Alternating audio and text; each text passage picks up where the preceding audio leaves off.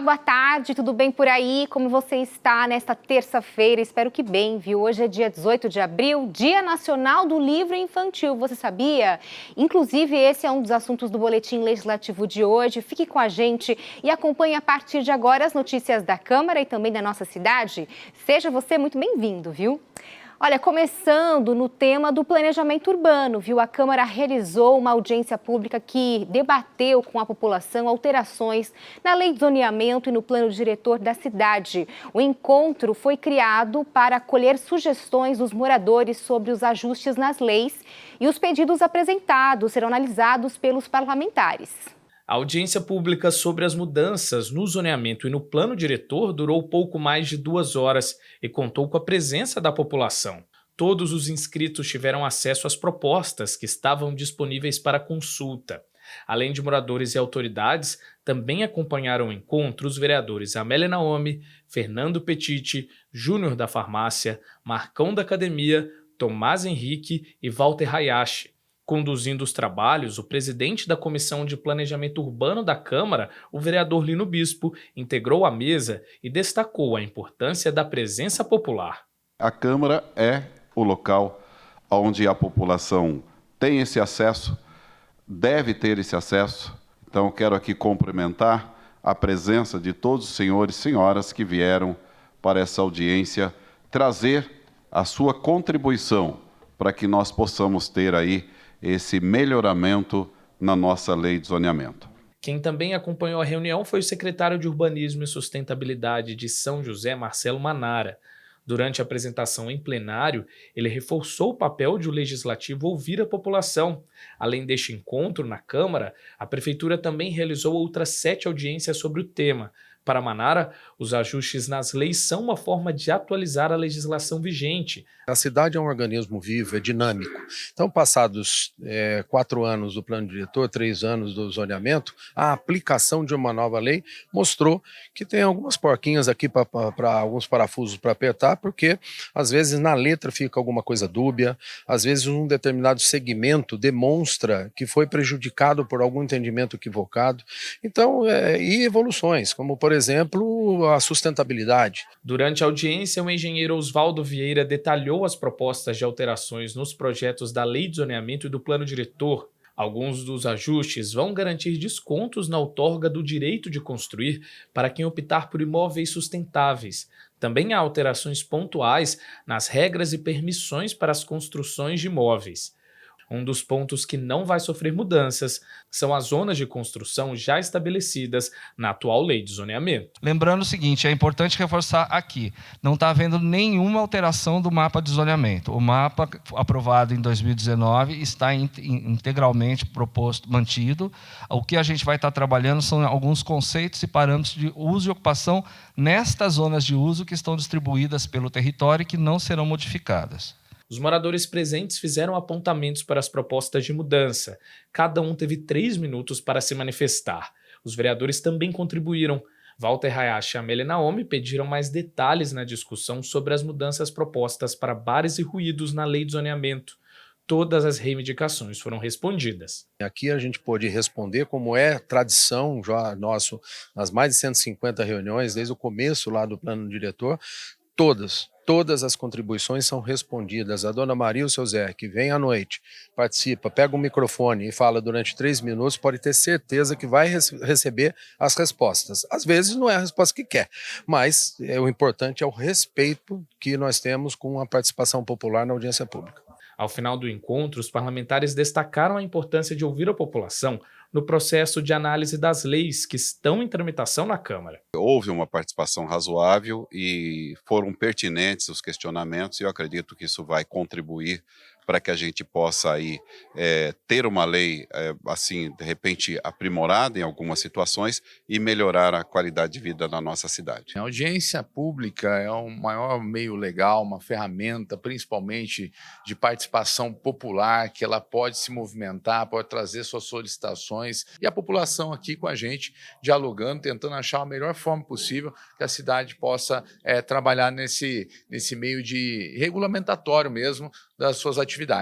A Câmara, na verdade, é o lugar mais democrático que tem na cidade. Então, é o local ideal para fazer. Parabéns ao Lino, né, e à comissão, o Marcão e o Petit, né, que puderam fazer essa audiência, que abre ainda mais 2 dias para possíveis alterações e sugestões. Lembrando que mesmo após a reunião, ainda dá tempo de registrar uma sugestão online para os projetos com as alterações na Lei de Zoneamento e Plano Diretor. No site da Câmara, na página especial sobre o assunto, tem um espaço para acolher propostas da população. Todos os apontamentos serão analisados pelos vereadores e respondidos por e-mail. A gente encaminhará todas as sugestões encaminhadas aqui para nós, para a Prefeitura, que estarão fazendo assim uma resposta técnica de tudo aquilo que foi colocado na noite de hoje como sugestão de mudança. Não é? E também as pessoas que fizeram as suas inscrições aqui, tiveram as suas falas, receberão essa resposta através do endereço que deixaram, o endereço eletrônico aqui na reunião de hoje. Sempre é positivo você abrir a participação popular, você ouve novas ideias, você também pode fazer com que essas novas ideias se transformem em projeto de lei, também em uma alteração tanto do plano diretor como da lei de zoneamento. E olha, pessoal, ainda dá tempo de enviar as sugestões para propor ajustes nas leis de zoneamento e plano diretor da cidade. Você pode acessar nosso hot site, uma página temática criada para tratar das alterações das leis, que está disponível no site da Câmara Municipal. Lá está disponível também um formulário, tá, para envio de propostas online, e o prazo vai até amanhã. É importante, inclusive, a sua participação. E vamos mudar de assunto porque hoje, eu já antecipei para você, né, é o Dia Nacional do Livro Infantil. E o Vale do Paraíba é rico em obras literárias de importantes autores como Monteiro Lobato. Muitas histórias foram inspiradas na nossa região e continuam sendo criadas por novos escritores. E eu mesma fui conferir exemplos de livros infantis que ajudam a incentivar a leitura em crianças na cidade. Confira. O voleibol na minha vida. Eu acompanho o voleibol desde quando eu nasci, porque o meu pai era jogador de voleibol e por isso me inspirou nesse esporte. Comecei a treinar bastante para realizar meu grande sonho, ser um jogador profissional e ter várias conquistas. Criar histórias e soltar a imaginação. Na sala desta escola, da zona oeste de São José dos Campos, os estudantes viram escritores. Aprendem a contar causos e a narrar os feitos da vida. E aqui, cada um também tem um tema preferido de leitura. Eu gosto de ler suspense. Eu gosto de ler suspense, mistério e terror. Eu gosto de ler terror e romance. Aventuras. Eu gosto de ler aventuras, suspense e terror. E a escola ainda estimula a leitura nas crianças de maneira lúdica. Aqui a missão é descobrir qual o objeto secreto escondido no baú que tem ligação com a história lida pelo colega. No final, a atividade vira brincadeira em sala de aula. A gente tem o projeto Baú de Ideias, que é um projeto onde a criança escreve uma história curtinha, baseada em alguma experiência vivida ou mesmo uma história inventada, e esconde um objeto secreto dentro do baú. Através da história, as crianças têm que descobrir qual é o objeto secreto.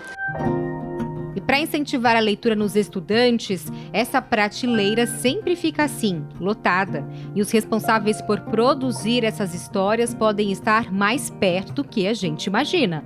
O Marcelo é escritor e é nesse espaço onde surgem algumas histórias que se transformam em livros criados por ele. Um dos livros do Marcelo chama Sonhos de Francisco, Contos do Vale do Paraíba. São 3 crianças que saem de Minas Gerais e conhecem a natureza. E para contar essa história, ele se transforma em seu mião e explora os sons dos animais. E as crianças tentam adivinhar. Em 2017 eu criei o Sonho de Francisco porque eu unia 3 coisas que eu gosto muito, que é histórias infantis, é um pouquinho do Vale do Paraíba, como que é o Vale, eu amo o Vale do Paraíba, essa região, a gente tem serra por um lado, tem mar por outro, tem natureza, assim, floresta, então isso mexeu muito comigo, e eu coloquei isso na história, né? Isso trazendo tudo isso, essa beleza que é a nossa região. Então o livro fala um pouquinho dos animais silvestres que a gente tem aqui, como a onça, o tamanduá, a preguiça, então eu fui colocando isso dentro da minha história. E aí coloquei 3 crianças que estão conhecendo a natureza, que eles são mineiros, porque aqui nós somos povoados por mineiros. A missão do escritor e também professor de criação literária na Fundação Cultural Cassiano Ricardo é desafiadora: incentivar cada vez mais o surgimento de novos leitores. Isso é muito um desafio grande, né, da gente fazer com que a criança sinta gosto pela leitura. Então, isso depende muito do tema que a gente vai trabalhar com as crianças, quais são os personagens, né? Hoje está em alta esses personagens de heróis, toda criança gosta de heróis, Superman, Homem-Aranha, eles vivem isso. Mas a criança vive o personagem, né? Ela traz para a vida dela. Então, quando a gente cria um personagem, no meu caso, eu crio os animais, trago esses animais para elas se interessam, quer saber o que vai acontecer com o animal. Então eu às vezes coloco um suspense, e isso é um incentivo para a criança ler, porque ela vai querer a história, né? Ela vai querer entrar na história. E o Marcelo não é o único escritor do Vale do Paraíba que incentiva a literatura infantil. Quer ver só? Lulu quer brincar o livro de receitas contadas para toda a família. E essa é a história que a gente vai contar a partir de agora com a escritora Verônica e a filha Clarice. Vamos lá? Na cachoeira de suco de laranja ela vai descer uma xícara só. Não pode esquecer. A Lulu descendo na xícara. Quando a Verônica se tornou mãe, também virou escritora. A filha Clarice, de 3 anos, foi quem logo despertou esse desafio nela. Ela, então, uniu os momentos de cozinha ao lado da pequena com a vocação contar histórias. E o livro foi pura dedicação. Fez tudo à mão. Ela estruturou página por página, fez a parte gráfica e tirou do papel neste ano. Desde que eu tive a Clarice, eu usei os meus desenhos para criar personagens com ela. E aí, conforme ela foi crescendo, eu fui contando histórias com ela como protagonista. E assim que eu percebi que ela tinha uma facilidade para aprender, gostava de participar, eu fui criando as histórias em cima do que a gente fazia no dia a dia. E aí foi assim que eu criei o livro de receita contada. Entendeu? Que é como se fosse um desafio de uma menininha que ela tem que conseguir os ingredientes para conseguir fazer o bolo com a mãe dela. Hoje a Clarice lê, conta histórias, brinca muito e faz a receita do bolo da personagem Lulu com a mãe. E agora o desafio é levar esse estímulo a outros pais e filhos.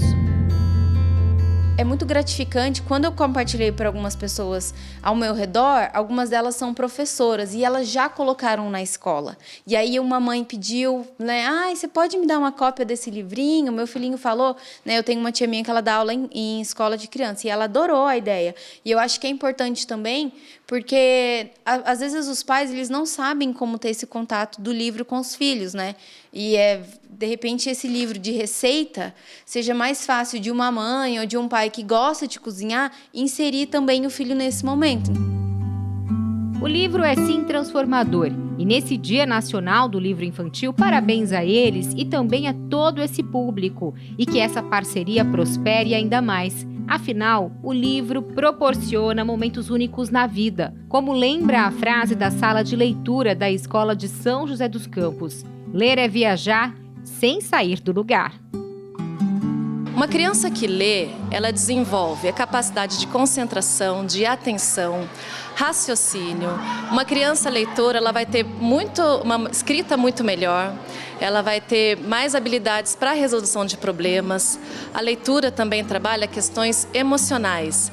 Então, uma criança pode experimentar e vivenciar o medo, a angústia, a alegria, a tristeza, a raiva, através de uma leitura. Como diz José Saramago, é uma forma da criança, do adulto, de qualquer um que lê, você está em outro lugar sem sair do lugar. E vamos aproveitar, então, essa data, o Dia Nacional do Livro Infantil, para falar sobre a importância dos pais incentivarem a leitura nos filhos para ajudar no desenvolvimento deles. O Samuel Strasser conversou com a coordenadora do curso de Pedagogia da Univap, a professora Camila Medina, que vai trazer dicas bem legais para a gente. Confira aí no Boletim Entrevista.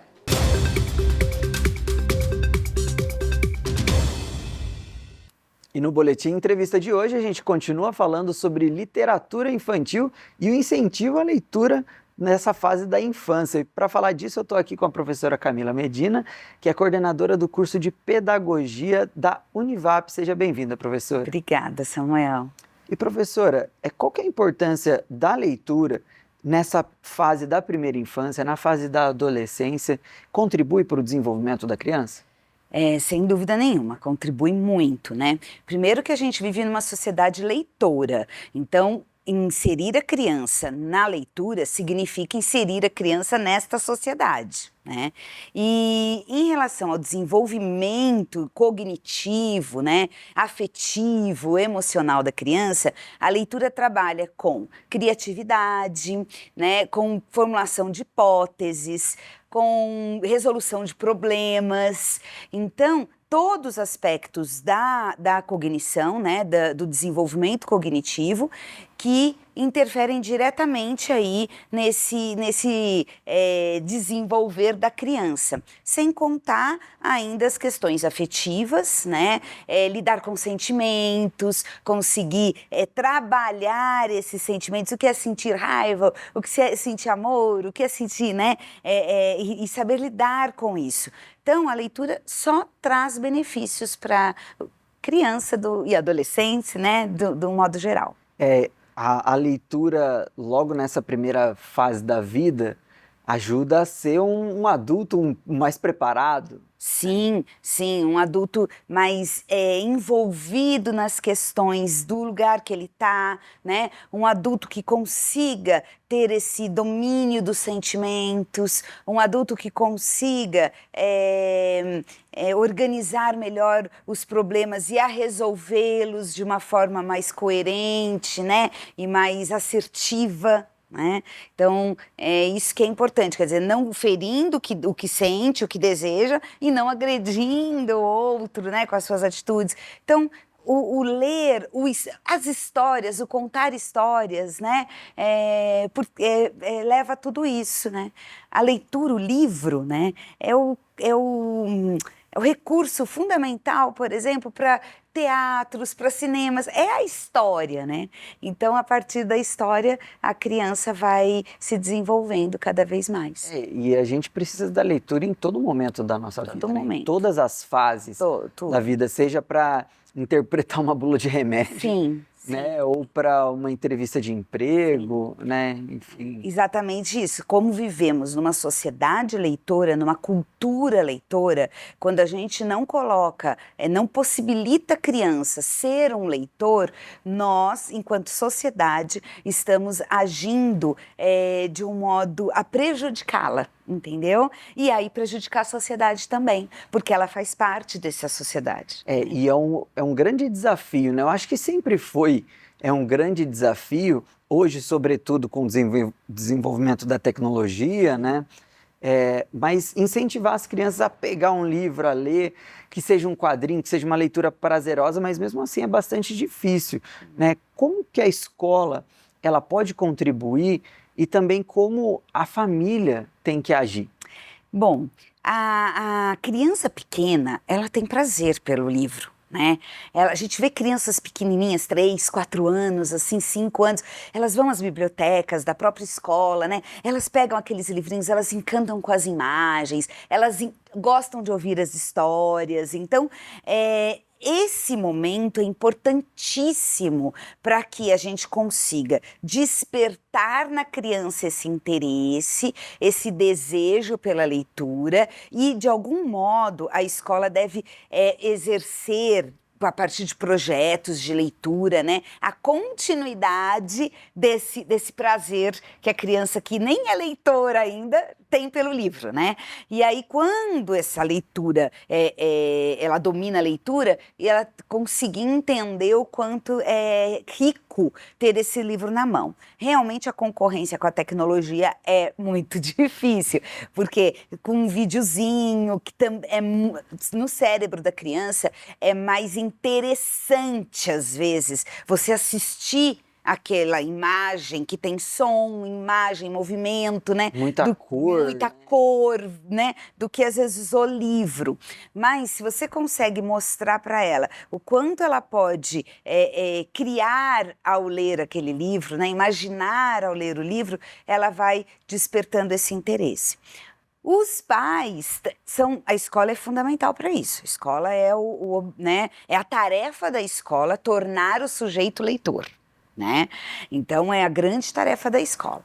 E os pais, eles contribuem trazendo esses livros para dentro de casa, desde pequenininho, né, mostrando, mas eu também considero uma questão importante, sabe, que ajuda, eles serem referência, eles serem modelo. Então, se a criança vê, né, um pai, uma mãe lendo, ela vai construindo, né, a ideia de que aquele é um comportamento do adulto, né? Então, ser leitor é um comportamento do adulto. Mas, normalmente, o que elas observam?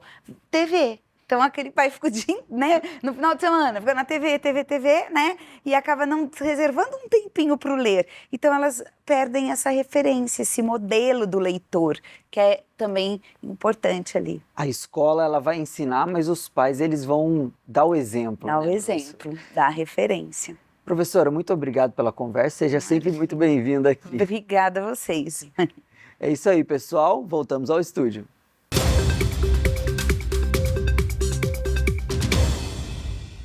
Importante mesmo esse incentivo à leitura infantil, né? Samuel, muito obrigada aí pela entrevista, viu?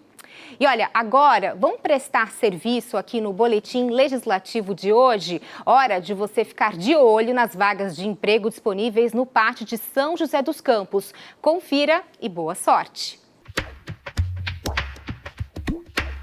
O PAT, Posto de Atendimento ao Trabalhador de São José dos Campos, tem oportunidades de emprego para açougueiro, ajudante de manutenção, atendente de lanchonete, auxiliar de limpeza, auxiliar de manutenção predial, auxiliar de mecânico, auxiliar de pessoal, auxiliar de serviços gerais, corretor de imóveis, operador de máquina de corte, costureira, cozinheiro, eletricista, empregada doméstica, garçom, gestor de qualidade, lavador, mecânico de automóvel, mecânico de manutenção, mecânico de refrigeração, operador de telemarketing, operador de torno CNC, pedreiro, serralheiro, técnica e técnico de enfermagem, vendedor interno, vendedora. Ainda há vagas para pessoa com deficiência nos cargos de auxiliar de limpeza e operador de telemarketing. Para se candidatar é fácil, é só comparecer ao PAT levando RG, CPF, carteira de trabalho e o cartão cidadão. O PAT fica na Praça Afonso Pena, número 175, no centro. E vamos continuar com a informação de interesse público. Atenção, pacientes da rede municipal. A partir de agora, a Central de Agendamentos da Saúde da Prefeitura está com um novo número de telefone para entrar em contato sobre o horário e data de uma consulta. O Samuel Strazer volta com as informações sobre o novo número. Boa tarde para você, Samuel. Conta aí para gente. Boa tarde para o pessoal aí do estúdio, boa tarde para você que nos assiste. Pois é, a Central de Agendamentos da Saúde de São José dos Campos mudou. O munícipe aí deve receber ligações de um número diferente, a empresa responsável também mudou. Algumas coisas devem melhorar aqui na nossa cidade. Para explicar quais serão essas mudanças e melhorias, eu estou aqui com José Nabuco, que é presidente da Urban, que é a empresa que agora vai ficar responsável. José, muito boa tarde para você. Qual que é a mudança que vai acontecer a partir aí dessa nova central de agendamentos de saúde? Boa tarde. A ideia principal é que agora o agendamento é feito aqui por São José dos Campos, pela Urban. Antes era uma empresa contratada, ficava em outro estado, em Santa Catarina, e aí tinha uma certa dificuldade até pelo número que aparecia no celular das pessoas que estavam recebendo. Agora, né, a gente pede até para as pessoas anotarem o número, é o 3500-8909, que vai aparecer no celular, que é a nossa central de agendamento que está ligando para fazer o agendamento da consulta, que estaria esperando essa consulta. Então atenda esse telefone, guarde esse telefone, telefone e atenda.